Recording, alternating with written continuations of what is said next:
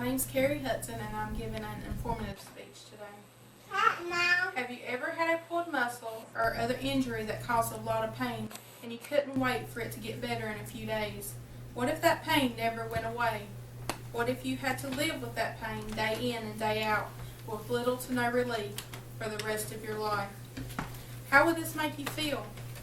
The condition I'm speaking of is fibromyalgia. The subject is very important to me because I've witnessed it firsthand in many close family members.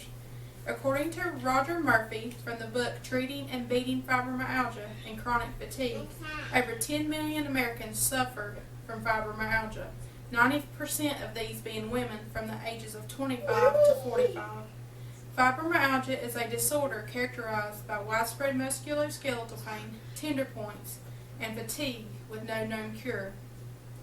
Exercises for Fibromyalgia by William Smith states there are several different risk factors known to cause fibromyalgia symptoms. The first risk factor of fibromyalgia is genetics.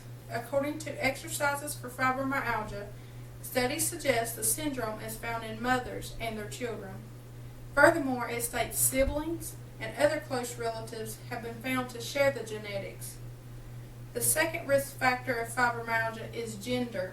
Treating and Beating Fibromyalgia and Chronic Fatigue Syndrome states 90% of people who suffer from fibromyalgia are women. It is unknown why fibromyalgia affects women more so than men. The third risk factor of fibromyalgia is age. A majority of people who are diagnosed with fibromyalgia are women in their childbearing years. Diagnoses among men and elderly are not as often, and children are very rare. The fourth risk factor of fibromyalgia is injury or trauma. Fibromyalgia often occurs after physical trauma, like a car accident, surgery, or an acute illness. An injury or trauma that affects the central nervous system may act as a spark of development to fibromyalgia. The fifth risk factor of fibromyalgia is sleep disorders. Scientists speculate that sleep disorders are one of the underlying causes of fibromyalgia. Individuals diagnosed with sleep apnea and insomnia may be at higher risk of development of fibromyalgia. Now that you know the risk factors of fibromyalgia, let's discuss the symptoms. Your doctor uses a specific pattern of signs and symptoms to diagnose fibromyalgia. This is from the Cleveland Clinic Guide to Fibromyalgia by William S. Wilk. One of the signs and symptoms is widespread pain and morning stiffness. Widespread pain is always present with fibromyalgia.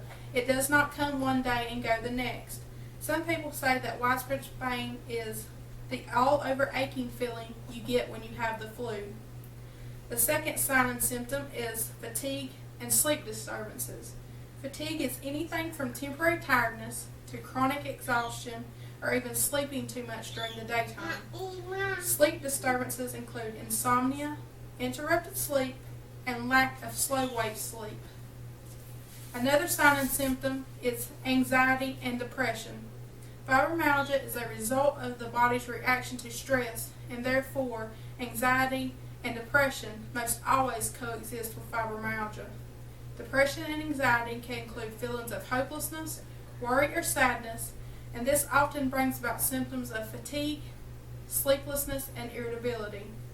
Other symptoms, according to Exercises for Fibromyalgia by William Smith, states that numbness and tingling, especially in the hands and feet, sensitivity to touch, sound, and light, cognitive disorders such as impaired concentration and memory, dizziness and lightheadedness, and problems with coordination, migraines, or headaches also exist. Although the symptoms are severe, there is no definitive labs or x-rays to diagnose fibromyalgia. Only symptomatic treatment is available at this time. In 1990, the American College of Rheumatology established 2 criteria diagnosing fibromyalgia, as stated in the Cleveland Clinic Guide to Fibromyalgia. The first criteria states that there must be the presence of widespread pain for at least 3 months affecting the upper body, the lower body, both sides of the body. The common areas of pain include the neck, upper and lower back, shoulders, rib cage, elbows, and thighs. The pain can be described as aching, burning, gnawing, throbbing, and stabbing. The second criteria states that individuals must have 11 out of the 18 possible tender points. To accurately measure a level of pain at the tender points, some doctors use an instrument called a dolorimeter. Along with the measurement of tender points, doctors can use a symptom intensity scale. This scale measures the intensity of the pain at the tender points. Diagnosis is usually reached after ruling out other systematic and mental disorders. Therefore, after diagnosis is reached, you and your doctor can agree on a plan of treatment. According to the Gale Encyclopedia of Nursing and Allied Health by Ed Brigham Nance, there are medications that have been found to be of benefit for people with fibromyalgia. These medications include certain antidepressants, muscle relaxants, and NSAIDs. The FDA, as of 2012, has specifically approved 3 drugs for the treatment of fibromyalgia. The first drug is Cymbalta, the second is Savella, and the third is Lyrica. Cymbalta and Savella are drugs that influence neurotransmitters of the brain to govern pain perception. Now, Lyrica, though controversial due to serious side effects, it is used to calm down overly sensitive nerve cells to alleviate pain. Now, there are other treatments for fibromyalgia. These include various exercise techniques, natural and alternative therapies, and stress reduction measures. Exercise benefits people with fibromyalgia by increasing energy levels, strengthens bones and muscles, improves flexibility, it decreases the stiffness in muscles, relieves pain, and also promotes healthy sleep.